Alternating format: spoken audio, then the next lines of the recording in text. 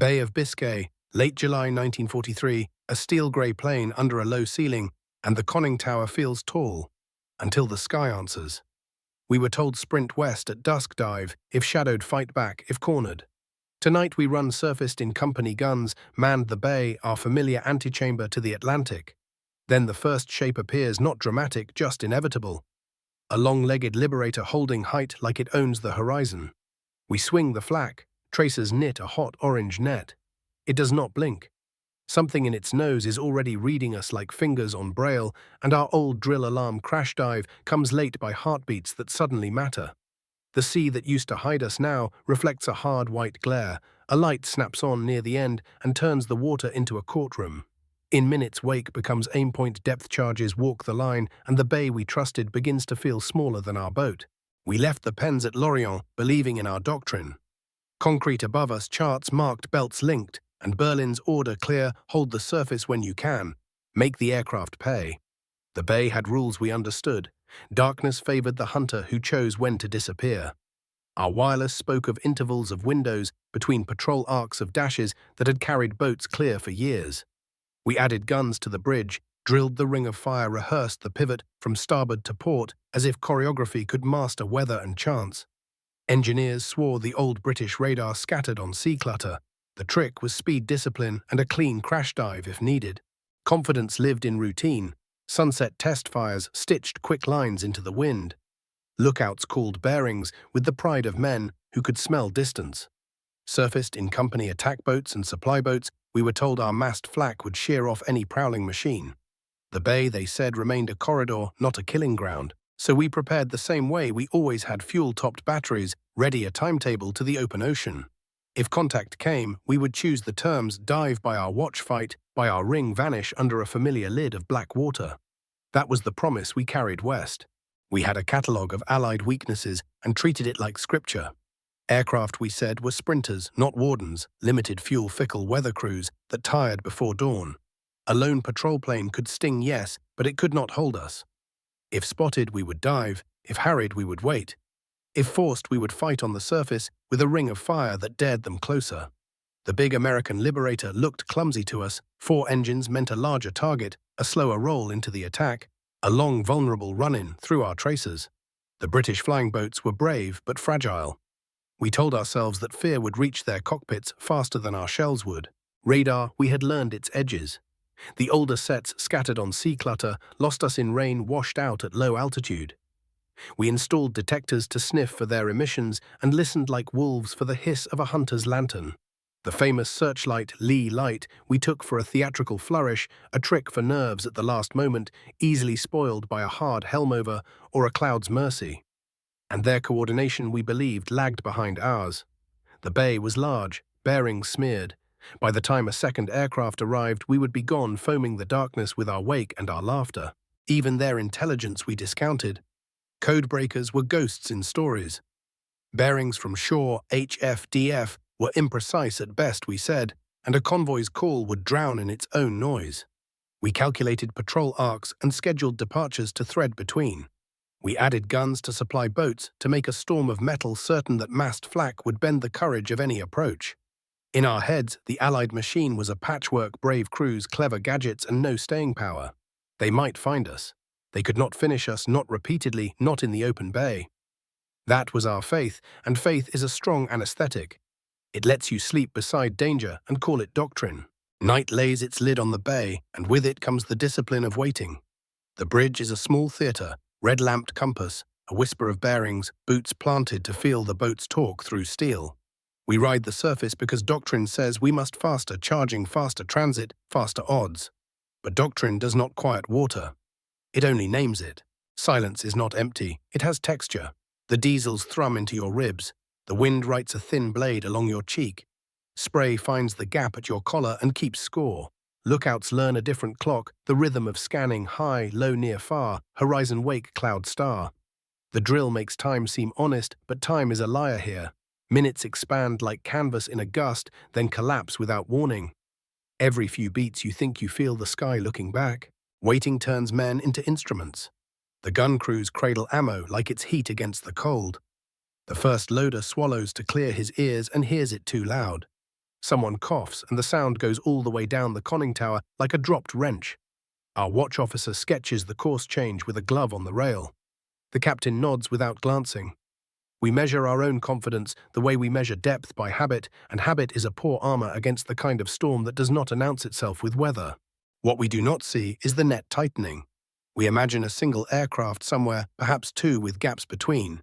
We do not imagine bearings cross-fixed from shore, a ripple of signals moving faster than our wake. We trust the darkness because it has always been honest with us. We mistake quiet for safety. On the chart, Biscay still looks wide. On the sea, it has shrunk to the length of whatever the next minute contains. There is a moment, small, forgettable if you survive, when the wind's note changes. The diesels keep their tempo, but the air carries a second rhythm you cannot place. The lookout pauses, recalibrates the shape of a cloud, and frowns at nothing. A gull lifts off the swell and vanishes. In that breath, you feel your doctrine reach for you and find only your coat. The storm is not the weather, it is a system arriving without footsteps. And you will meet it not as a duelist, but as a point on its graph. The preparation does not look like heroism. It looks like checklists, long ones executed until they feel like breath.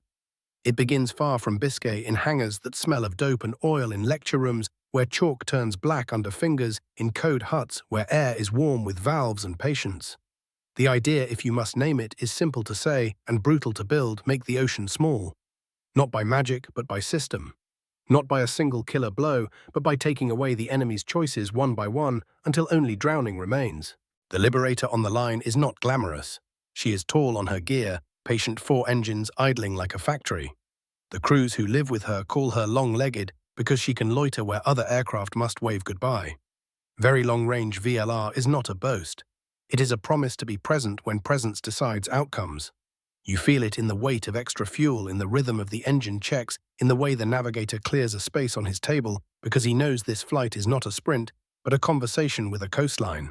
In the radar bay, the new heart hums. 10-centimeter pulses escape, the nose go out into sea clutter and come back cleaner than they have any right to, thanks to a cavity magnetron that dragged the physics of microwaves from a lab bench into an SL. The operators learn a new grammar of light smear, becomes hull sparkle, becomes wave-top persistence, becomes target. They train on tapes, on mock runs, on cruel instructors who make them call ranges while someone bumps the fuselage to simulate Biscay's chop. When they graduate, they do not celebrate. They pack their kit again. It is an apprenticeship to repetition. Shore stations join. HF, DF huts listen across the bay's large, breath-fixing bearings from short, careless transmissions. A petty officer who will never see the bay from above draws intersecting lines and knows where an iron fish is probably punching west. He phones a duty office where someone matches the mark to a patrol that can be bent. In the code huts, keys that were not supposed to turn have begun to turn often. Not perfectly, not always on time, but often enough to salt the air picture with likelihoods. Intelligence in this orchestra is not a soloist, but it keeps the tempo. The aircrews are drilled into teams whose edges blur with the other teams. That is deliberate. A Halifax crew should sound like a Liberator crew on the radio, and both must understand a Sunderland's problem when a bowgunner calls spray and depression limit. Each type brings a gift: the Liberator's endurance, the Sunderland's sea legs, the Halifax's stubbornness at altitude. Even the homely Leigh Light Wellingtons still reach out on bad nights to make a verdict possible. The instructors insist on common maneuvers, common words, a common sense of what close enough looks like when the last seconds matter. Air is the medium, doctrine is the glue. Out at sea, the escorts have learned to trust the sky. This is new. In the old days, aircraft visited like saints, blessed but rare. Now they are scheduled into the convoy's life, and sometimes they are the only reason a convoy does not become a headline whose numbers are too round to bear. Support groups, ships unshackled from convoy duty, prowl to reinforce wherever the plot turns hot. When a voice from a Liberator says contact course, speed, a destroyer captain can sketch the trap without seeing the target. Air eyes, sea teeth, you can call it poetry if you like, but in the logbook it looks like work. None of this frightens the U-boat on paper. On paper, the doctrine says they will surface, recharge, make speed and dive when the shadow grows. On paper, the fight-back order is a line of courage. In a classroom at a coastal command station, an instructor taps the board and shakes his head. "We are not fighting paper," he says. "We are fighting a schedule." He draws arcs, shows how a boat forced under in the bay arrives late to its patrol line, how a milch cow caught in daylight becomes a cancelled tour for 5 attackers, how panic is not required, only inconvenience repeated until it is ruin. The impossible part is only visible if you had seen the war's first years, when aircraft hunted alone at the edge of their legs with sets that saw ghosts in rain and lights that scared crews as much as they condemned boats. That world is gone by mid-1943. Now workshops produce spares like bread. Radar techs swap out a fouled unit with a practiced shrug. Airframes that would have been grounded for a week are turned in a day. Crews rotate through a syllabus that has fewer perhaps and more again. The sea does not change fast, but the men fighting above it do. In the brief before takeoff, the target is never a name. It is a pattern outbound stream, probable milch-cow rendezvous, a specific hour when the tide and the sortie map say boats will choose surface. The navigator writes a thin ladder of lat longs. The pilot reads wind, as if the bay were a strip. The wireless operator keeps the net alive so that success can summon more success. The bomb aimer checks his patterns because depth charges are not poetry and have to be patient even when the heart wants drama. The gunners rehearse the call-outs that keep the approach honest. Not every boat obeys panic when the light hits them, and flak is always an argument you win by inches. The last thing you notice standing under the wing while the ground crew clears their chocks is that no one is excited. They are exact. The romance has been trained out of them because romance burns fuel and drops accuracy. The pilot raises a hand. The engines step up into the steady baritone that makes the ribcage hum and the aircraft rolls. She leaves a trail on the runway and then on the sea, a path of probabilities made solid by practice. If an enemy officer could stand here and see it, he might understand that the storm his men feel out there is not weather. It is logistics rhythm and the refusal to let a day be just one day. The bay waits the way a maze waits. The crew climbs levels and begins to make the ocean small. The moment of attack when it comes does not burst, it assembles. The radar operator speaks first, not loudly, not with triumph, but with the gravity of a man who sees a possibility become an obligation. Contact, range 5. The tone is flat, the words are spare, and the cockpit compresses to contain them. The pilot answers by trimming a little nose down, not because drama asks it, but because the run requires a clean line.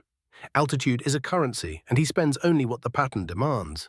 10-centimeter pulses paint a return that is not wave, not rain. The operator rides the gain like a violinist rides a bow, keeping the smear honest as sea state tries to lie. Older sets once wrote poetry on nights like this, pretty useless cursive. This set takes dictation. A wake begins to show a length and angle that the navigator translates into course and speed. HFDF bearing from shore agrees a quiet congruence that tightens the crew's focus. Somewhere below and ahead, a man on a conning tower thinks the night is still his. The crew does not begrudge him the thought. They will take it from him in measured steps. The approach is geometry with heartbeat garnish. The pilot keeps the Liberator low enough to stay under expected detection angles, high enough that the depth charge pattern will have room to settle into the water before it must earn its keep. The bomb aimer moves from abstraction to choreography count drift crosswind, corrective nudge. He does not look out for heroics, he looks down for math. The gunners call the horizon clean, and then too early for human eyes, the radar operator's cadence changes. Range 3, 2-5. The navigator marks the moment in pencil that will smear later from damp, but will have done its work by then. They could attack dark, sometimes they do. But the Leigh Light is a covenant with certainty. It lives under the wing like a secret and stays there until the last seconds. When it fires, it is not angry. It is clinical, a cone that snaps the ocean into courtroom fact. Men on the tower, if they are quick, turn faces into hands. Gunners swing at light as if the beam itself can be shot. And sometimes a tracer finds a vulnerable angle, but angles do not terrify men who have practiced the run until fear had to schedule an appointment. Depth charges are weapons for patient killers. They do not explode on targets. They explode around the future location of a target. The bomb aimer's voice is level as he calls the release.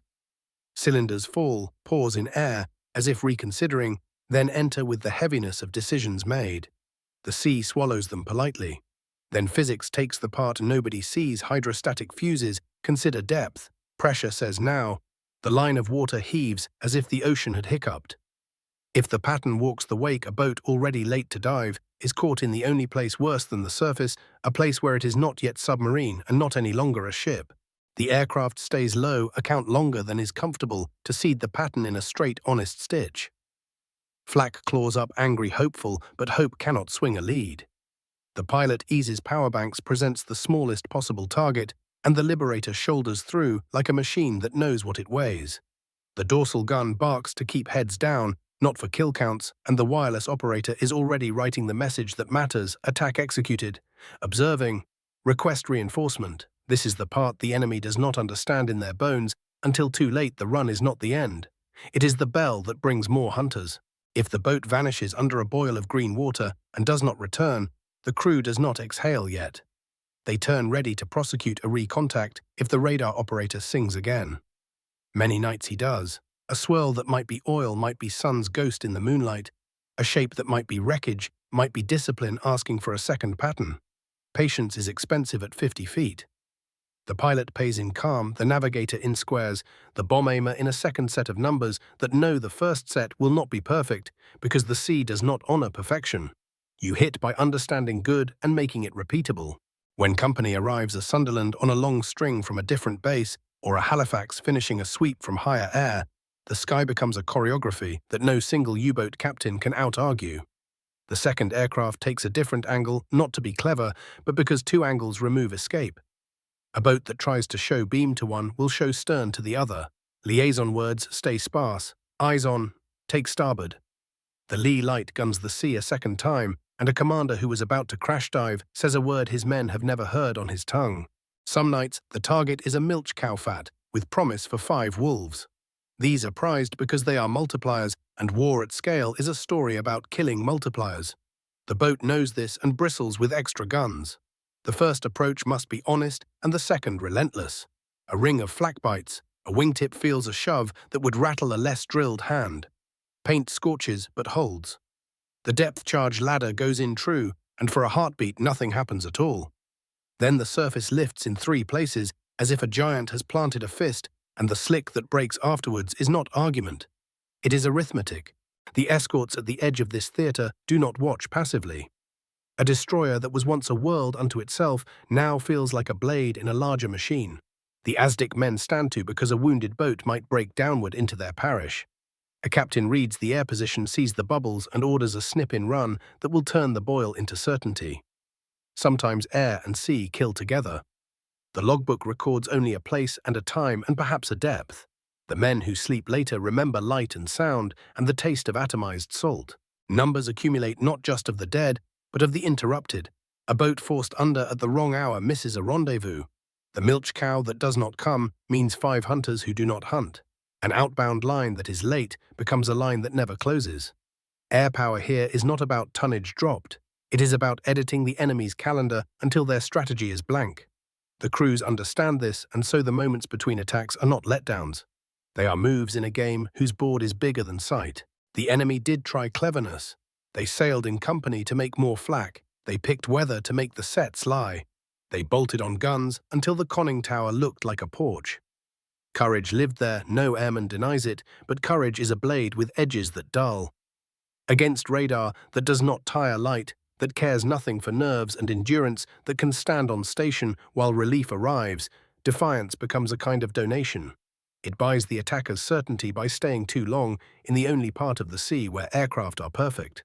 On the worst days for the enemy, the sky seems to change density.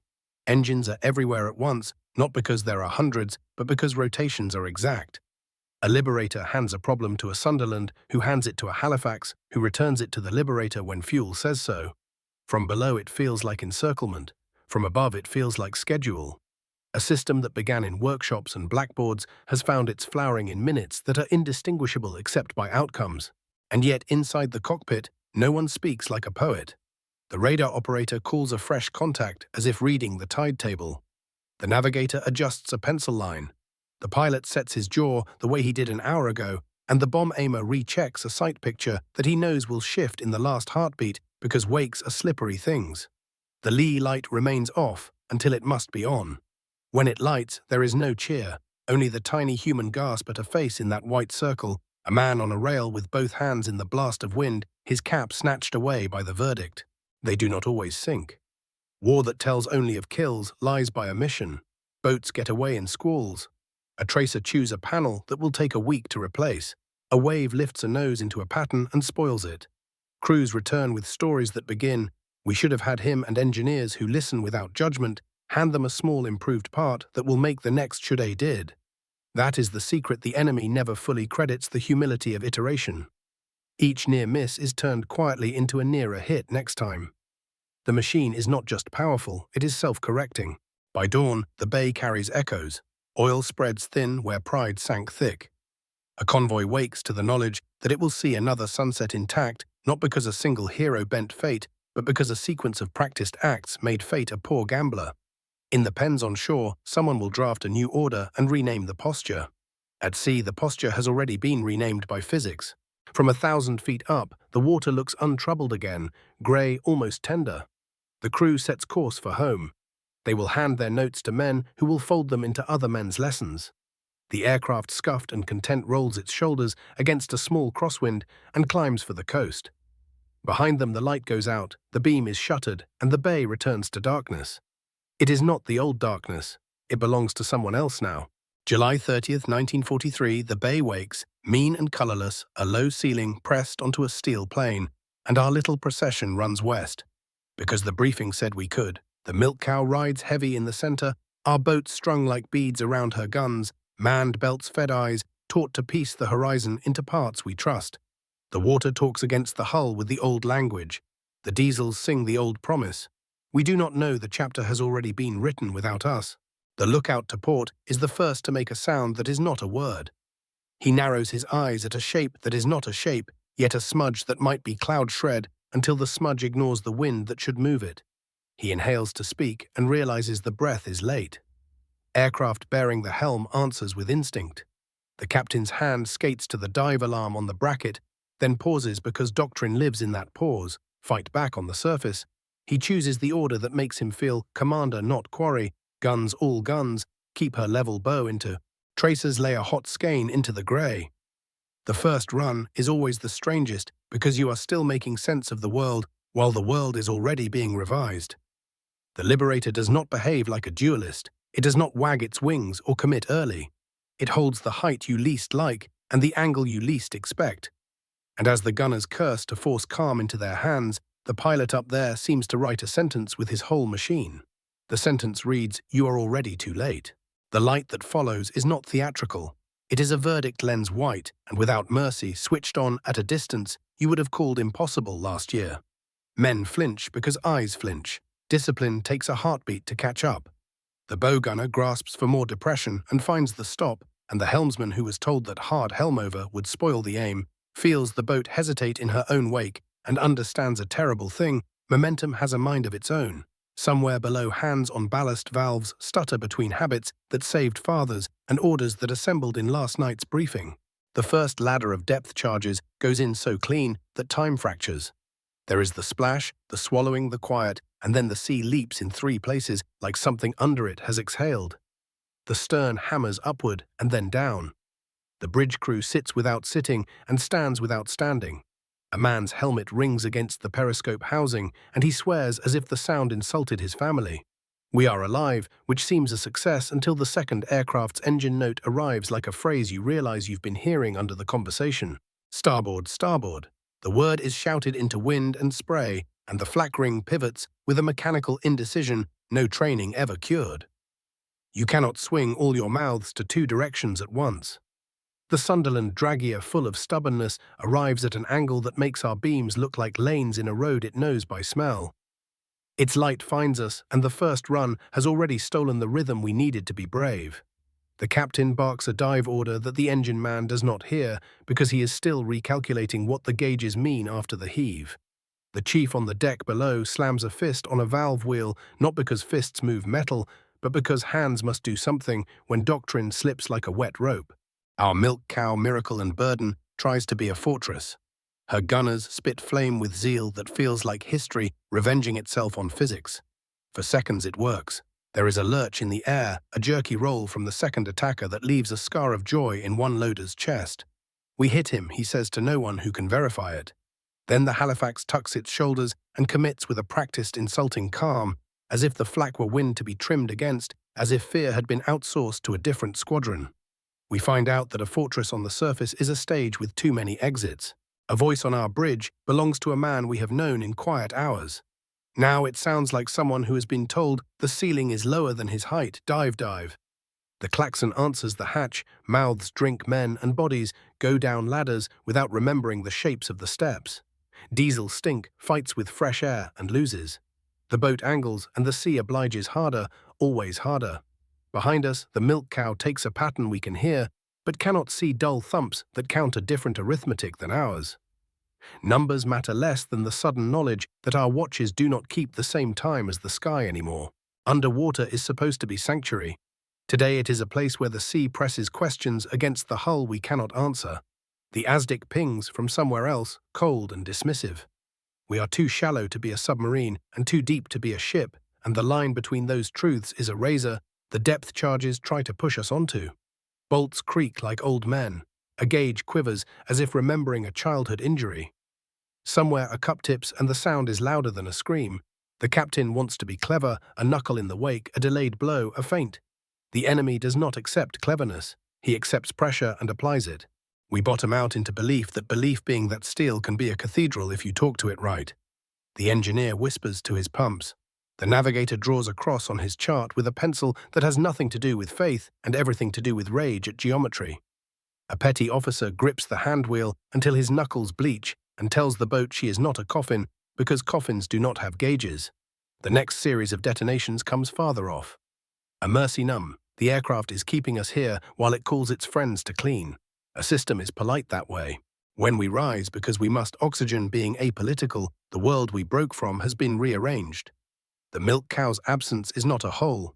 It is a statement. The slick lies like a letter we cannot send home. We take air through a straw periscope to periscope, and the horizon answers with engines that sound as if the bay has developed a heartbeat separate from weather. The captain's voice returns from somewhere stern of despair. Surface? Stand by. We breach because we aren't fish and because too much of a good doctrine turns men into ghosts. On the surface, air tastes like victory because lungs like air. A deceit. The light finds us again, not quite where we expected to be found, and this more than the explosions breaks something fundamental. We do not choose when to be seen anymore. The flak crews work with an admirable stubbornness that will be noted later by nobody who writes histories. They will say enemy resistance was intense, not that a loader twice jammed his forearm into a feed tray that had decided on this of all days to be human in its stubbornness. The aircraft reads our courage as a range cue. Commands simplify when systems disapprove of you. Ahead flank, keep her bow on. The rudder answers like a solider drilled to death. The hull answers like a tired horse. A shell pops against the Liberator's fuselage and throws a speck of aluminum into the wind that winks like a happy star. Someone laughs because laughter briefly is easier than thinking. Then the second pattern walks again, and the laugh becomes bile. We are taught in schools that leadership is voice. Combat teaches that leadership is time. The bridge no longer has it. Orders collide with impacts, intentions with measurements, pride with wake. The Tan Ra, the unraveling, does not look like collapse. It looks like men doing what they were told to do and discovering the world has turned that instruction into a trap. A loader loses a glove and grabs hot metal anyway because fingers count less than seconds. A helmsman overcorrects and then undercorrects and feels the wheel go slack with the shrug of a larger truth. The captain stares at sky and sees not enemies but a schedule. If there is a final straw, it is banal. The wireless set that should be our throat returns only with a tone that says we are a mouth underwater. The message we would send to warn, to beg to link stays ink on a pad. The next aircraft arrives as if summoned by that silence. It was. The bay owns our minutes now and spends them where it likes. When the last ladder of charges speaks, some men pray, some curse, some stare into the white beam and try with an animal's idiotic courage to stare it down. The ocean inhales again. The boat lists rights, lists farther. Someone starts to count because numbers at least obey. He gets to 5. Then the deck tilts into an answer. Chaos is not noise. It is noise that has stopped believing in you. The fight-back doctrine twists in the wind of its own good intentions and goes slack. We are still alive. We are no longer a system. The sky is. The shock is not a headline. It is a private admission that begins in the body before it can climb to the mouth. After the last pattern, after the light goes out, after the aircraft bank away to let fuel and rotation do their arithmetic, we feel it behind the breastbone like the echo of a sprint. We are not catching our breath, something else is catching us. Men are good at renaming fear. We call it respect, vigilance, professionalism. We inventory the damage, we call the roll, we measure the slick and tell ourselves what kind of oil it is as if taxonomy were remedy. The chief reports a pump that will complain for an hour, and we nod as though pumps had opinions worth considering today. The captain takes the binoculars because captains hold glass, but what he sees through it is not distance, it is limits. On the second day after patches and prayers, we make the surface with less argument from the hull. We taste air that carries no cordite, and we pretend to believe the pause is ours. A sound arrives that is not wind. You know it now, the way you know a friend's step in a hall, familiar, inevitable, unspectacular in its certainty. The aircraft do not rush. They fold themselves into the scene with the calm of men returning to a shift. This is the part no doctrine prepared our pride for the enemy, not as a blade but as ours. A petty officer who used to joke that airmen were birds now uses a new word system. He says it softly because the syllables feel like betrayal. We put more guns on the bridge because we are good at adding things, and the next pass burns paint off a cowling, and we call that a moral victory. The following pass ignores our morale. We reseat a feed tray. The enemy reseats the geometry. The Leigh Light does not care whether our nerves are better today.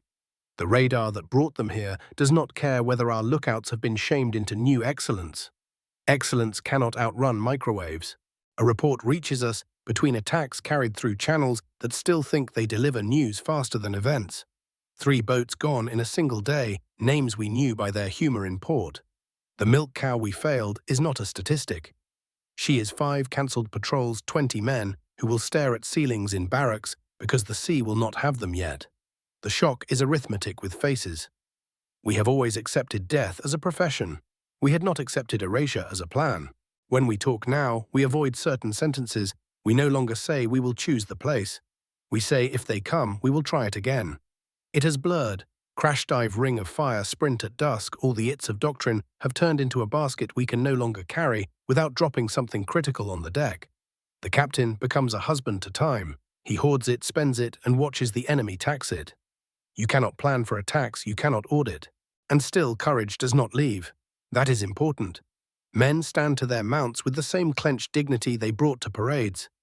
They feed belts, they wipe sights with sleeves, they shout bearings until the vowels bruise. The realization does not steal courage. It steals meaning from courage when courage is asked to do a machine's job. We keep our rituals, the test fire at sunset, the check of harness buckles, and the sky keeps its own. The quiet voice at range 5, the light that erases night, the pattern that walks like a tailor taking the boat's last measure. One evening, the horizon gifts us a squall line, and we grin like boys at a gate left open. We slip under its fringe, count heartbeats, and imagine the enemy wetted into impotence. The set finds us anyway. Later, below, the radar man on our side writes a note in his log. He never shows anyone weather, no longer equals chance. He crosses it out and copies the doctrine answer. He has not lied, he has just spared paper the truth. The young ones change first. A rating who used to polish a brass handle as if it were pride itself stops mid-stroke when the captain calls a drill. He does not become a coward, he becomes a philosopher with grease under his nails. Sir, he says to nobody in particular, what we are fighting is not men. The older ones do not answer because answering means staking a claim in a conversation that has outgrown replies. They tighten bolts, they check charts. They prepare one more set of numbers as if numbers were a prayer that God particularly favors this month.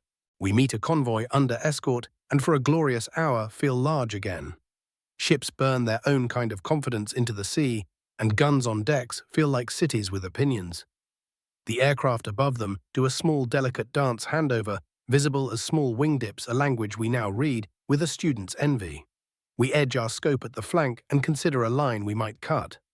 A blip turns into shape, a thought turns into audacity. The sky disagrees, an angle tightens, and the Liberator leans as if it had been waiting for us to want something.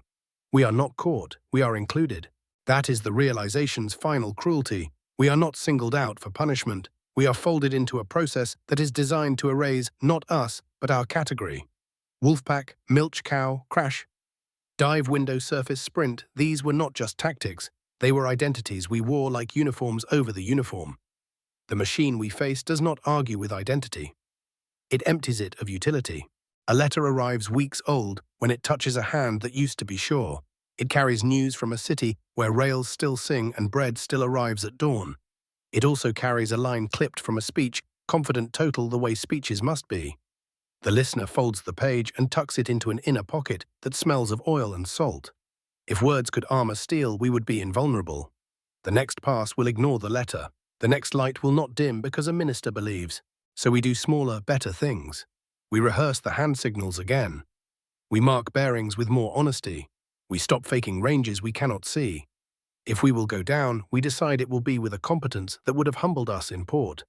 The machine cannot take that.